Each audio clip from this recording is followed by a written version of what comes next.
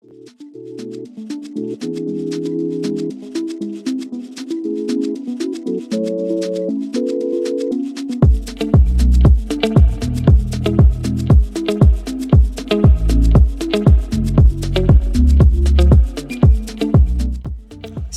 aš Arminas Kalnietis, 2 GA klasės mokinys.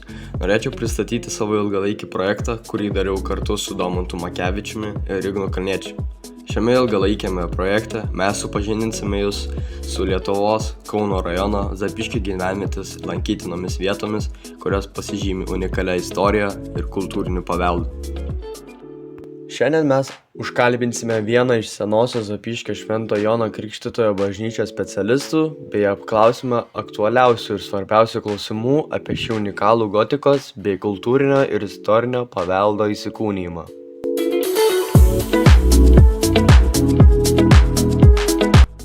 Nemuno įtaka bažnyčiai buvo be galo didelė per visus šimtmečius, nes Nemunas nuolat skalavo bažnyčią, apliedavo ją ir aš turiu tikrai labai įspūdingą istorinę nuotrauką 1931 metų, kur matosi, kaip Nemunas ištvinęs ir visiškai paskandinęs bažnyčią. Tai dėl to, kad Nemunas tvindavo kiekvieną pavasarį, o kas kelis metus dar stipriau, kas 10-metį labai stipriai patvindavo, žmonės ilgainiui neapsikentė taip keliauti į bažnyčią, plaukti valtimis ir nusprendė, kad reikia bažnyčią apleisti ir statyti saugioj vietoje ant kalno naująją Zapyškio bažnyčią. Tai Nemuno įtaka bažnyčiai čia buvo lemiama.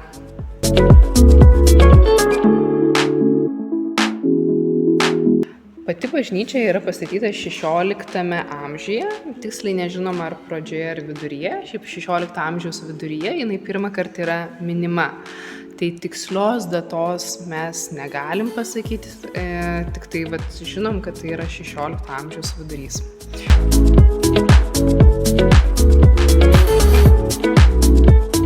Nuniokota buvo labai daug kartų, tai yra ir karas palikdavo savo randų, palikdavo tuos randus ir iš tikrųjų potviniai.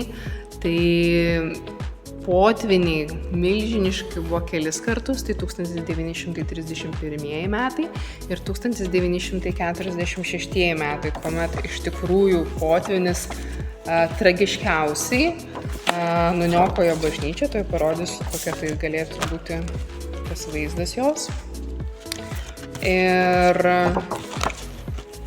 Ir tuomet bažnyčia patyrė daugiausia žalos. Būtent čia yra nuotrauka 1946 metų. Atrodo, lyg būtų karo žaizda kažkokia, ar sviedinys pataikęs, ar dar kažkas tai, ar artilerija. Bet iš tikrųjų čia ne, čia potvynio metu ledonešis nunešė dalį bažnyčios, tai yra praktiškai visą altorinę dalį nugriovė potvynis.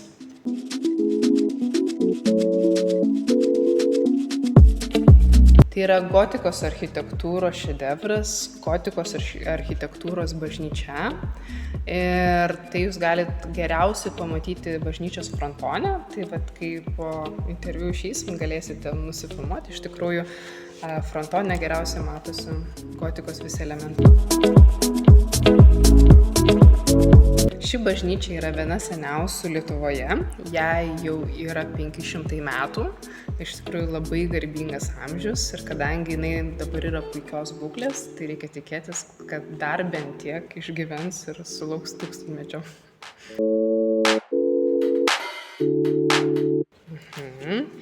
Yra tokia labai svarbi pagrindinė legenda apie tai, kad šventą paveikslą, štai šį matoma nuotraukoje, į bažnyčią atnešė elnias ant savo ragų. Ir tas elnias plaukė nuo Kauno Nemunu, išlipo į krantą, prisileido žmonės ir jie iš jo ragų ištraukė šventą paveikslą. tą šventą paveikslą pasikabino altoriniai daly, jis pradėjo garsėti stebuklais ir ilgainiui į bažnyčią pradėjo traukti piligrimai.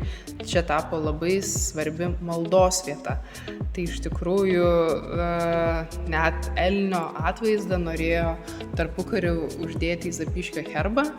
Ir tai yra pati svarbiausia Zapyškio legenda, kad Nemunas mums atnešė šventą paveikslą ir taip šią bažnyčią padarė dar šventesnę ir vertingesnę.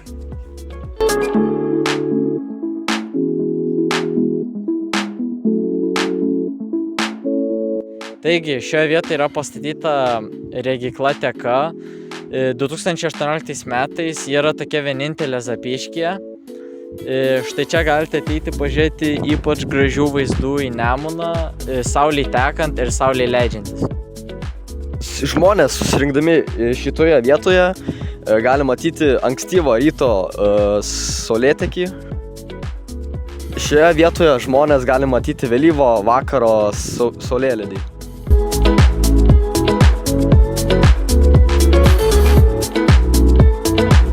Šis paminklas atvadotas Lietuvos sukaktuvėms buvo pastatytas 1928 metais. 1960 metais šis paminklas buvo nugriautas, bet 1989 metais šis paminklas buvo atstatytas Zapyškio sąjūdžio grupės iniciatyva. Taip pat šis paminklas simbolizuoja Vilniaus išsilaisvinimą nuo Lenkijos.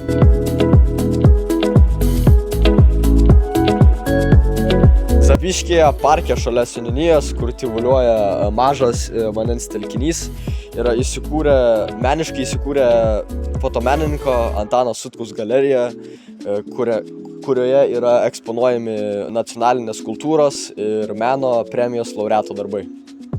Antanas Sutkus fotografuoti pradėjo dar būdamas moksleiviu. Jis gimė, kai fotografijai suėjo 100 metų, o fotografavo 50. Dabar pagrindinį laiką skiria archyvui, albumų leidimui. Fotografas yra pasakęs: viską, ką planuoji padaryti ateityje, turi padaryti šiandien, nes ateitis visada yra dabar. Šis paminklas 1863 metais buvo pastatytas poetui, rašytojui ir sukilimo dalyviui Andriui Višteliui. Andrius Vištelis gimė labai didelėje ir skurdžioje šeimoje.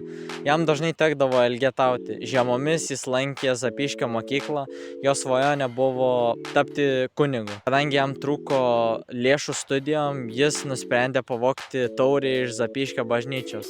Tačiau jis buvo pagautas. Jo svajonė tapti kunigu žlugo.